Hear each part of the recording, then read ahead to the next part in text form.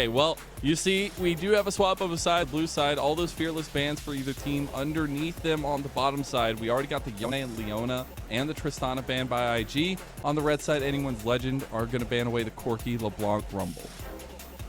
Okay, so in terms of other AD mid laners, we have the Jace available for Shanks. He's pretty happy picking that one up. He's played 2 games of it so far. Wouldn't surprise me to see that one locked in, but they might want to see a mid lane matchup before they commit to something like that. So yeah, as you said, already locked in that. Very, very standard Skarner in the top side. And as you saw in last game, doesn't even matter if you put behind 3 ganks and a couple of deaths. Skarner is still, he's still Skarner. He just keeps doing the same thing. It's insane. It's like, I knew this was going to happen to many of our top laners after I watched Breathe go 0-4 and still win the game on Weibo. I don't know. There's just something about Skarner and all those legs. We do get the range combo here from anyone's legend. A pick I have loved so far, the Rising Priority on Ashe, locked in for anyone's legend, and the Nidalee for Croco. There has been so much conversation around Nidalee in the jungle. I think particularly in LPL, what it is really good at doing is shutting down junglers that want to farm and chill out a little bit. Now, if you look at glfs, he plays an awful lot of farming champions in the jungle, but now he sees that Nidalee, he might have to go towards something a bit different. That is very different. We have a Morgana from IG. Now, this could be jungle, it could be technically mid lane, it could be support. This is a huge flex pick, and what this can do is deny that Ashe arrow very importantly. All right, something new, I love it. I really... No, it's not! It's a failed pick! No! Get baited, Nymeara, get baited. The thing is, I've heard so many people talk about Morgana, sadly, despite the drama around it, not going to be locked in here. Hey, there's still a chance. There's still a chance. I'm going to say that chance is quite near to 0, Mazel. Especially with the double AP locked in for IG as well. Neny going to go towards that Aurelion Sol, farming AP mid laner. Does likely mean that glfs will be going towards one of his AD junglers instead. He's typically been playing towards farming on both sides of the AP and the AD damage split. He plays stuff like the Viego, the Graves, the Kindred. All of them are still farming champions, just physical damage instead. I wonder if AL will target them in the second round of bans as they lock in that Kasensei to not answer the top lane. It is, once again, just like for like in top lane. I am a little worried for IG right now, and I'll bear with me while I explain why. Okay, it's a very heavy, like, okay, yes, you have Zuan on the Skarner. That's a good kind of buffer between what AL want to do. But right now, you're very much like either you're ahead early and you're snowballing or you're scaling for later game. And anyone's Legends composition is not going to allow you to do that. You're going to be hunted by Enchanted Crystal Arrows. You're all outed back to the team. You're going to have spears coming your way. So I really need to see some reassuration of IG's style in body blocking or blocking anything for these Ziggs and Aurelion Sol carries. You know, if only there were a champion out there with the ability to put some kind of shield, maybe a dark barrier that could you know, immune someone from CC for a brief amount of time and tank up magic damage. That would be incredible. I think I've heard of that before. It's Braum, right? Oh, no. It's Braum. Yeah, exactly. All right. I'm so glad you understand the game League of Legends so much to know all of these champions. We have so many of them nowadays. I lose track of them. Exactly. Now, I'm not losing track of what we have in the draft here so far because we got the Graves and the Rel banned away in the second phase by anyone's legend. It is soon joined by a ton of poke options that anyone's legend definitely had their juicy eyes on. They were looking for the Varus and the Jace. They will not be available. So that means unlikely to see an AD mid laner, but there are a couple of picks left. Shanks just says, look, buddy, I'm playing something AD mid. We've seen Lucian, we've seen ADTF mid as well. It wouldn't surprise me to see this locked in. It's more lockdown for anyone's legend to play around that Nidalee. It means you have the gold card, it means you still have that arrow. You still have another champion to lock in, either as an AD carry or a support, most likely. TF doesn't really get played on bot side anymore. So yeah, again, it's just they all saying, all right, Shanks, you are the second AD carry now. Enjoy. How do you play the game right now for IG? Look at all the CC options. Like, it's so detrimental, and I really think an option like this could be the way forward, just having a big go button, and the Nautilus going to try to be a buffer right now for all the hate that AL is going to be throwing at IG. So they lock in that Viego slot. Okay, so this is how they play the game now. Vampire just completely YOLO hooks whenever they have cooldowns up and hope they can get a Viego reset. And in fairness, IG are a team that pretty much only fight and skirmish, so giving yourself the reset win condition can be really important. Oh my god! We were foreshadowing. It's the one, the dark shield and all that. It's that one. The dark AP, barrier that AP can block tank. things. I'm just making stuff up now. No, it is really nice to see Braum, who's kind of risen up in priority, but something very much needed for anyone's legend. Now you have follow-up with the concussive blows, but also some peel ability. You know what's really funny about this whole back and forth about, oh man, Braum's actually Morgana. Back on Braum's release, he was so goddamn strong. For those that remember Season 4 World Championship, Morgana and Nemy were the counter picks into Braum. Morgana was the counter to Braum just because you just pin him in places and say, no, don't get your passive. You can't use that anymore. So you can't block ground, and I'm going to throw soiled ground at you.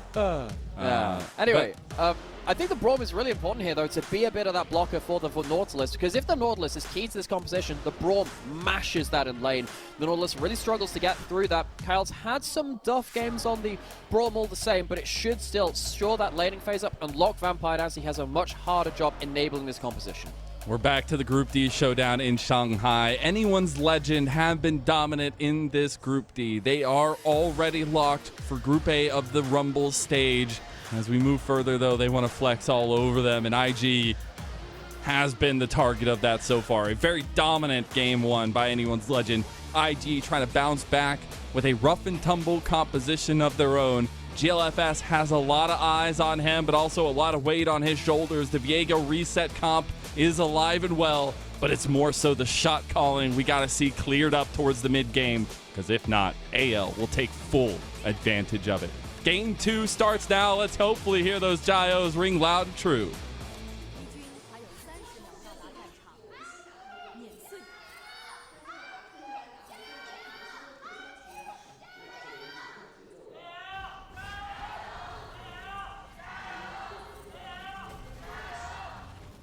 Not a lot of IG fans, but a lot of good ones. All right, I'm just saying.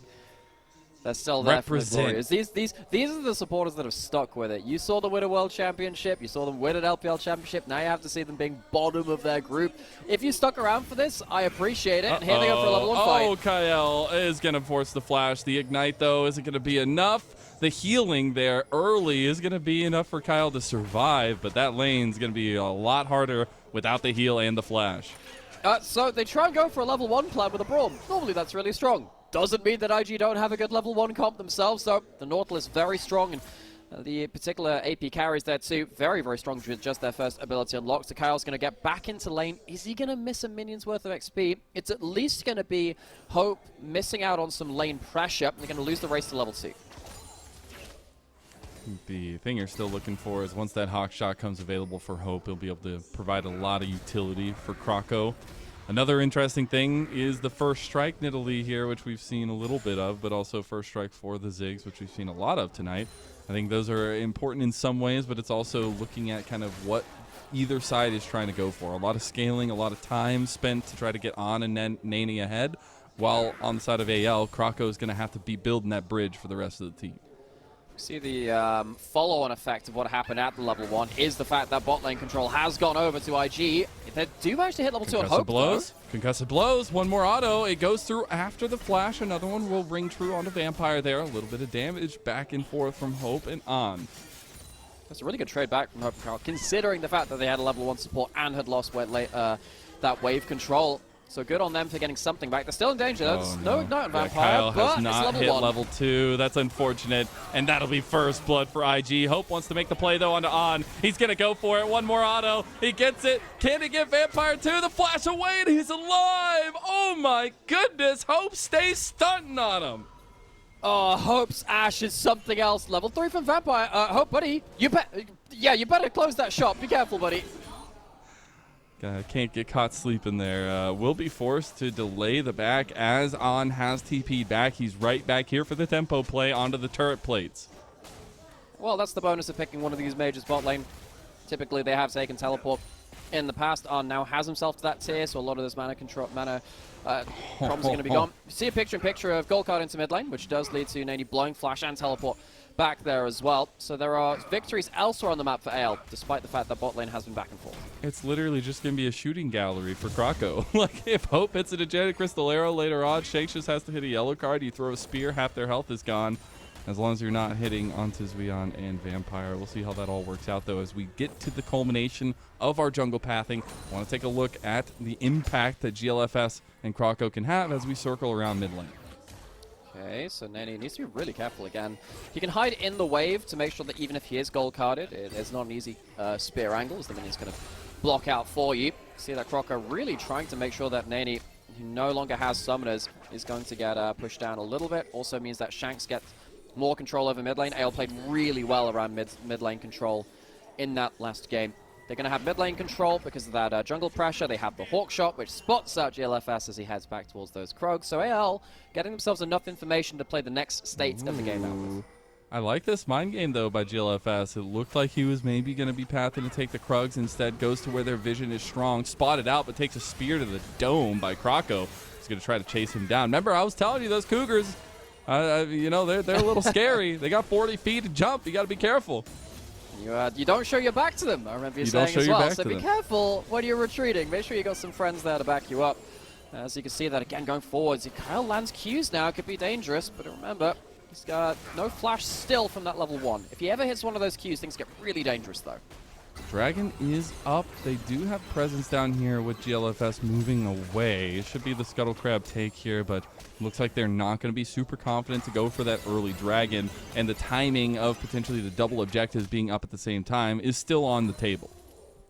I think the really important thing that AL have been looking towards has been the couple of the early ganks mid. Zuan, is he feeling this? He's got the Q cooldown. Oh, he's feeling it. He's got Impale up too. He's level 6 here. He's going to try to buy some time, though. There's the Impale, but it's immediately unstoppable out of blocked, and Zuan goes down. Step to Allah, and you're going to get the Intofus. That is a horrible miscalculation by Zuan. You can just go unstoppable as K'Sante, and with the no longer being an instant ult, that Skarner can very much be predicted and answered to very, very quickly. Allah walks away with an important solo kill. He's winning out on this matchup, which he was pressured really hard in that first game. In the isolated 1v1, Allah stands up tall. Zuan did that to him in that first game. I'm just going to say that right now. But unable to dodge out of that one, or at least calculate it. And Allah comes up big, which means that side lane matchup is going to be a lot more difficult. And you talked a little bit about what that can impact on the game. Yeah, because both these champions are trying to do like-for-like roles within teamfights. They're trying to disrupt the backline, which means that if one of them gets ahead, it's really important. You understand what Zuan's trying to go towards, shove him out of the tower, so it's not really a tower dive. You take one tower shot on the way out, but right here, see that? He tries to do it out of vision. That's the play. So he ends up trying to go out of vision, so you don't see the particle effect of the ultimate, but Allah still manages to get vision just in time and presses that W, of course, well in time and outplays. Even from a level down. Allah right there, though. My God. Like, how terrifying is it to walk towards a Skarner that you know has Impale and that you can't see the timing of when he's going to use it and also be able to time it that succinctly? I think that's a really good play from Allah. A huge addition to AL after a little bit of a rough time on EDG.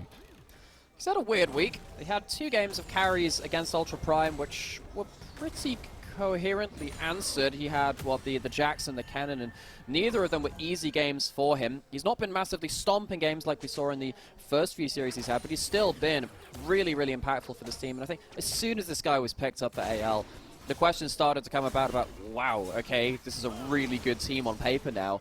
No disrespect to Harry, but I think that Allah is just one of the best top laners in the LPL, and it's hard to match that. How far can this team go? And with players like that, playing both sides of the carry and the tank matchup, he can really add so much to this team. Hope to see more from them. He's going in for another all-in.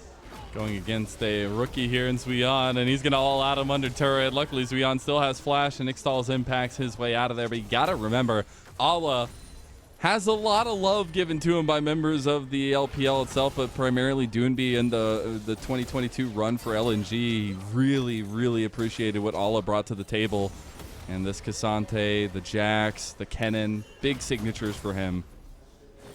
For a second, I thought that GLFS had teleport because that looked really like a teleport. It would have been weird that he used a red side teleport while he's on blue side, and also he's a jungler. Look, little sus. Folks, yeah, I was remembering, we've got spellbook junglers in the past, and I thought I'd missed something horrible. And I was just thinking, oh, no, that's just a skin thing. It also... Have you had your coffee? I should probably grab another one. Just same, really bro, same. Someone had a giant red beam of light above their head. Look, buddy, the confusion hasn't really ended so far today. I'll let you know what it does. All right, I like it. Vampire isn't level 6 yet, and he's going to be worse for wear because of it. GLFS, though, is level 6. Mega Inferno Bomb hits. No CC there for Croco to land a spear on, but the Destiny gets a yellow. No, it's a red card, actually. Shanks isn't ready to go with the CC stun, but AL try to make a play on bot side. So Shanks' first ult of the game doesn't lead to much, but it does mean that, GLFS and the rest of the team have to back off. They end up using a lot of their big ultimates too. One of the big things about Viego is that, yes, you farm up alongside other farming champions, but you're also very good in disengage. That's not fair.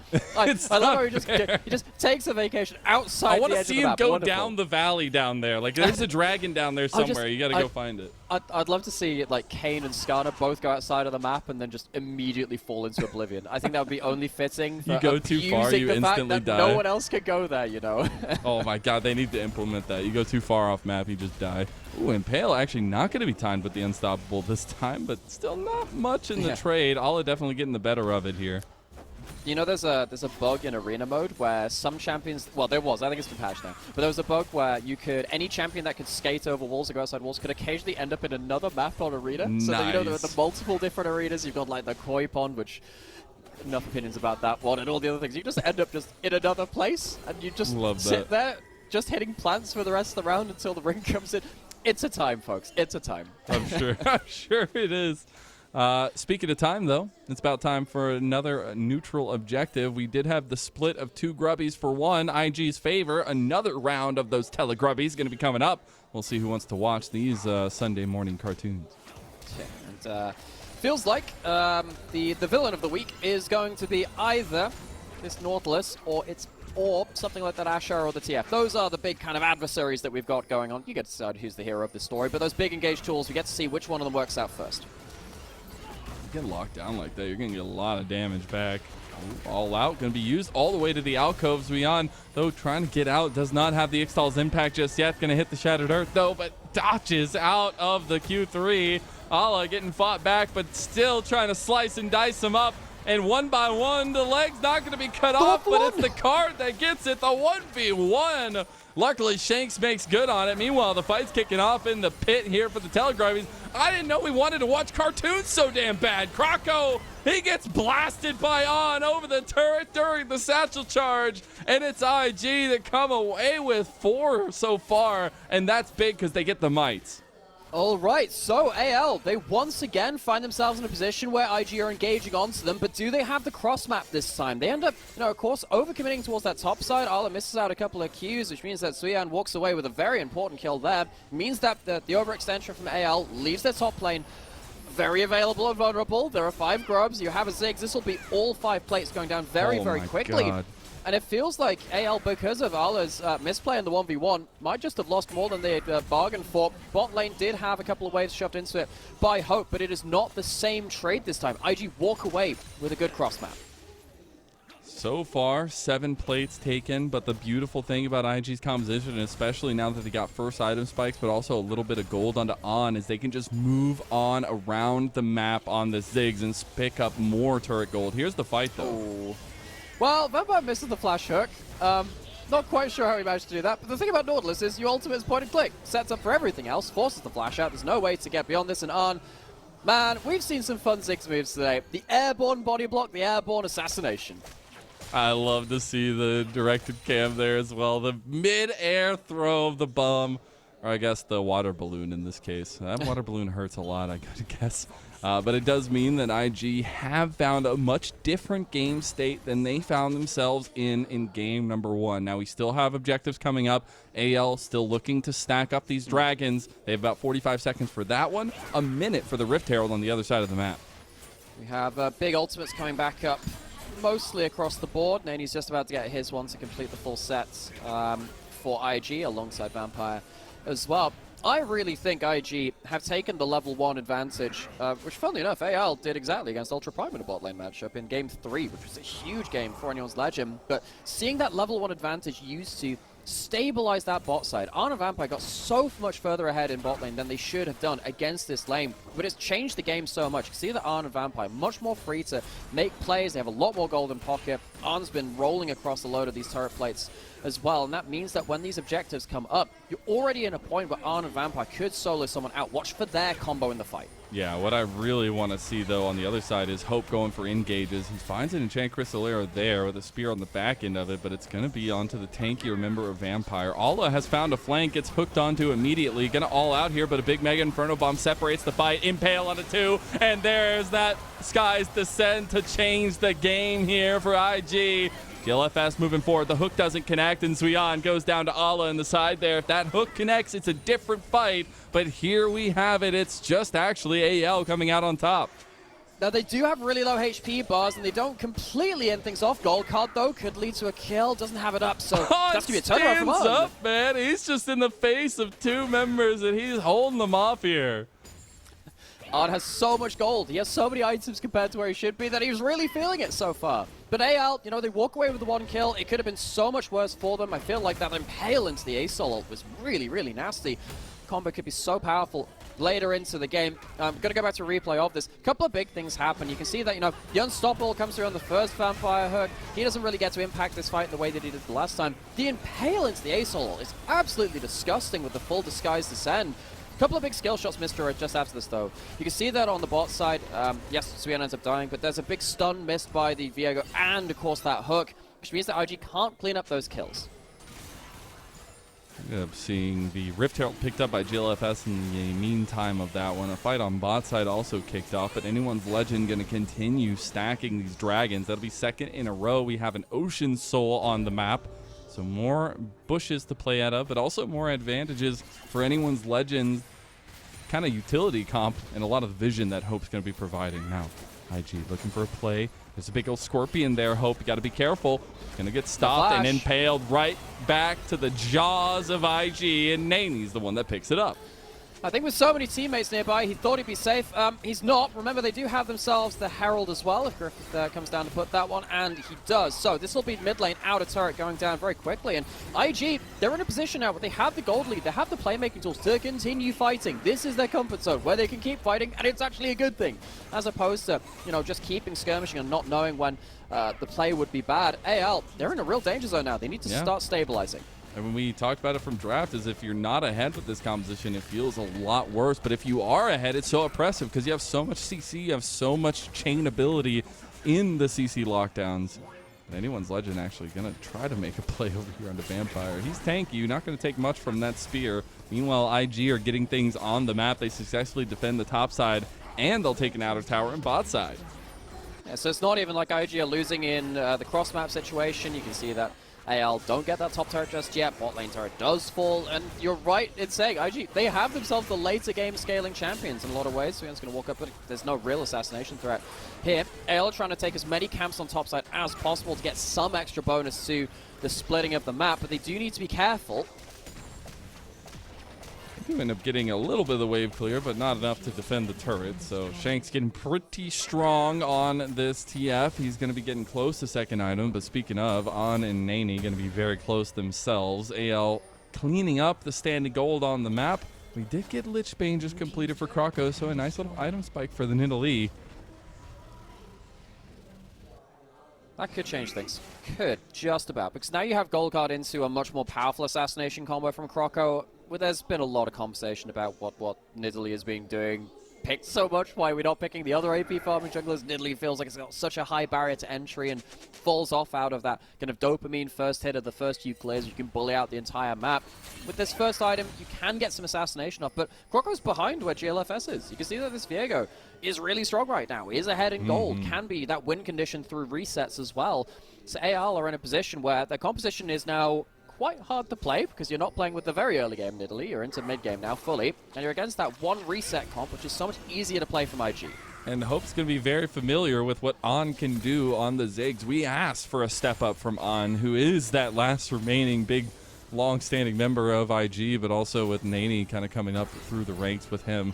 Now, I do wonder, okay, Speak about Neny. I mentioned his name, and now they make a play on him. The Destiny has been popped, but there's this guy's Descent coming down. Is it going to be enough to separate the fight enough? Oh, they're going to get the damage here onto Kael, though. He's tanking up a Storm. Meanwhile, this choke point's not working out so heavily. They get the Mega Inferno Bomb in there, but look at Hope this entire time. He's been carving them up with the arrows. And speaking of carving up, a double kill to Allah. Spear goes wide. On's in trouble. On first to flash. There's Allah. Allah makes the different play, and he goes straight in. They take 4, and IG, they slip up once, just one single time, Nymeara, and anyone's legend cut them off at the seams.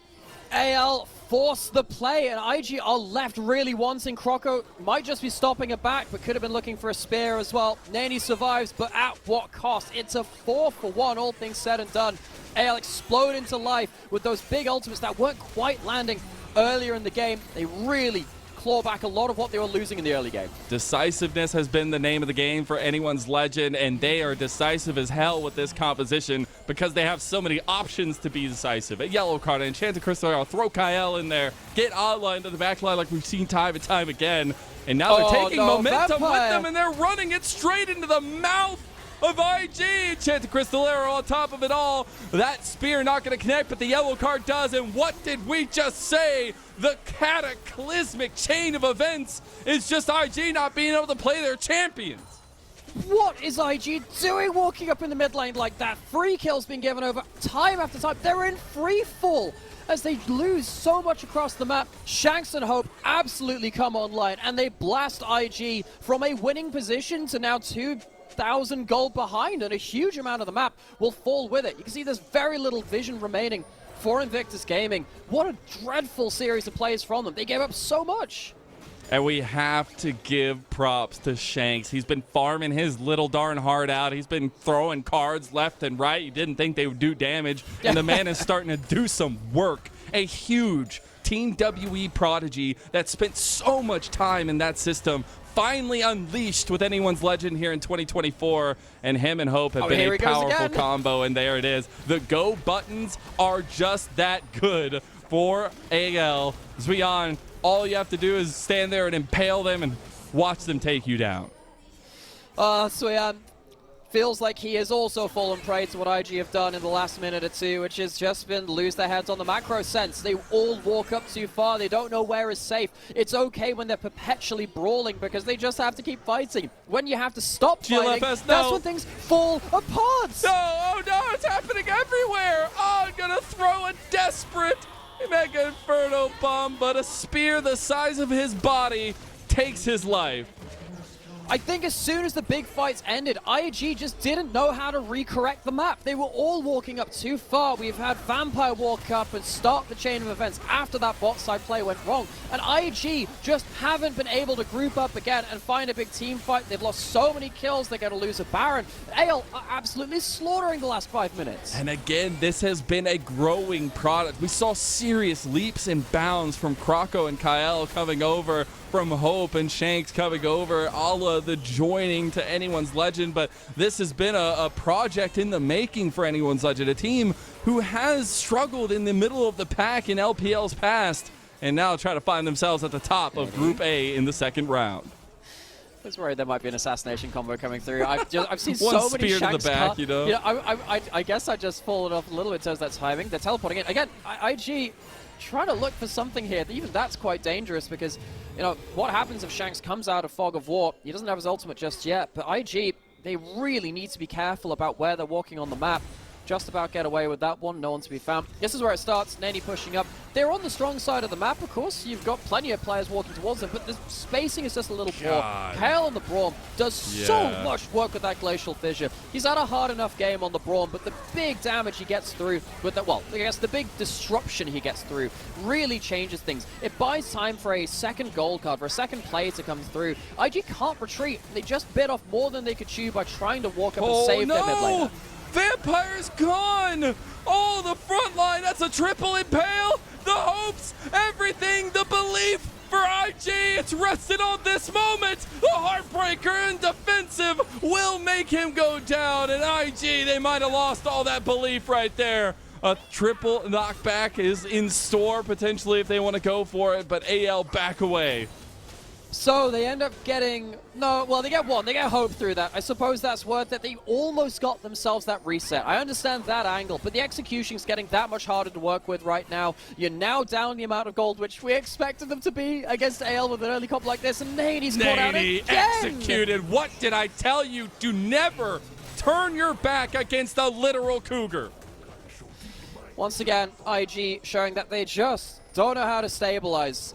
They're a team which loves to get down and scrap, but it feels like after the big fight has ended, they don't know how to set up for the next one nearly as well as the first. AL, they're walking away with a huge snowball now, and IG are falling to pieces. Don't worry, I'll set up a workshop for all the LPLers here for a cougar training seminar. I'll have everything ready to go. My zookeeping experience will serve me well finally, as it has been a terrifying fact here for anyone's legend. When Volibear comes back into meta, you're going to have to teach us how to like, not leave the bins dude, I got open, you. You know? I got you. Don't worry about it. We got to close all those bins, okay? And not speaking of BLG. But it truly has been, I feel like, a renaissance for anyone's legend. I know you harped on a lot of their drafting style, Tabe coming over and having a massive influence, but I feel like the execution of these strategies has been something we've seen slowly and surely building over this last 6 months. Absolutely. I think that, you know, when teams like this play out this style, particularly under Tabe, I don't like to give too much credit to coaches because they're not the players on the Rift, and sometimes their impact can be overstated. But the way that AL look at how BLG evolved between mid-split early spring and then also later into the year of last year. That's when they started playing the heavier teleport, quick style, where they very quickly respond with their teleports and globals across the map. But look how AL are doing exactly the same thing. Feels like when they have these kind of tools, they're very, very quick and decisive at deciding the game, as they have done in the last 10 minutes here from AL, and now they have themselves this huge advantage. What more can they do with it? Sky's Descent is available. IG, if they're going to pull the trigger, they have the tools to back it up. Anyone's legend a little bit hesitant to move forward, but we said it for the entire game. If you're ahead, this Anyone's Legend composition becomes so much more easily executable. It becomes a lot harder to find the entrance into the fights for IG, though they do still have the scaling factors. They'll have the infinite scaling of Neny on the Aurelion Soul, but they also have On, who got to watch Hope have an incredible moment on the Ziggs in last game, trying to do the same. Might be a bit problematic, though, to scale when you're against the Ocean Soul, which is coming up now. So that's going to be a problem. You also got Terminus built up from Shanks. Terminus, it always just sounds like a Warhammer 40k item to me. I just said that, I'm just like, is this like the, you know, the what is it, the extermin... What's the thing where they kill a whole planet? It feels like that kind of thing in 40k. Anyway, it's going to be... That's the one. It feels like IG now have to deal with that, you know, the power of the Imperium of Man. And there's also, you know, a Maw on the side coming of Hope. I'd imagine he's going to get that very, very soon. And they have the Ocean Soul. So while you might be able to assassinate 1 or 2 members from AL, it's going to take a lot of effort. Even the QSS from Shanks is extra magic resist, which is quite hard to deal with. And, of course, the extra ability to deny stuns and CC can be very, very important. So IG, their job just got a lot harder because AL have done their due diligence and said, look, we're not going to ego this. We have the defensive items now. You're not going to be able to burst us out for the reset comp nearly as easily as before.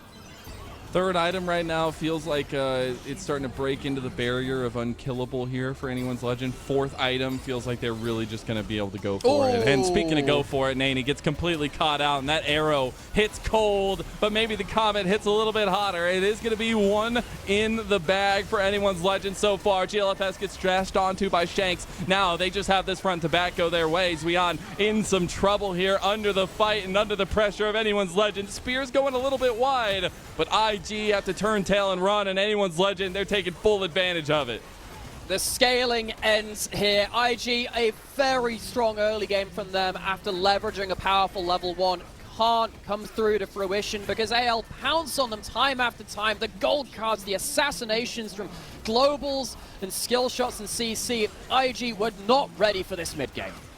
They were not ready for the decisiveness of Anyone's Legend. They have completely turned games off of just a few slip-ups, and that's exactly what happened this game. Now IG backs against the wall. They've lost both top and middle inhibs, and it'll be lasting damage by Anyone's Legend. So the game doesn't end here, but again, it's about as good as that. You're now down 2 inhibitors. The Barret is up. There's an Ocean Soul on the other side. I don't even think IG are going to survive through to potential Elder Flight, where, let's be honest, we've seen games be flipped around Elders even in very dominant positions before.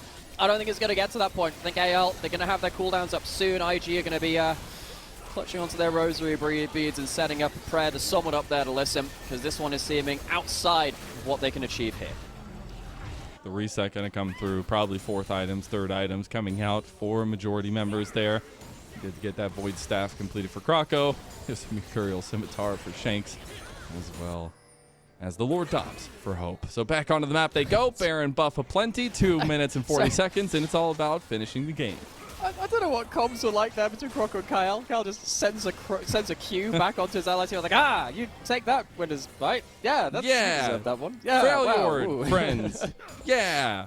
Nidalee not from the Freljord. Well, he's that's what I'm saying. Like he wouldn't have done that to Hope, but if Croco is so now they're honorary Freljord friends. Incredible. Oh, I like no, that. I don't They're agree inducted with into it. Yeah. Right. You think that Cougars wouldn't have survived that? We'll see. They definitely wouldn't. They do not find that comfortable. I'll just say that right now.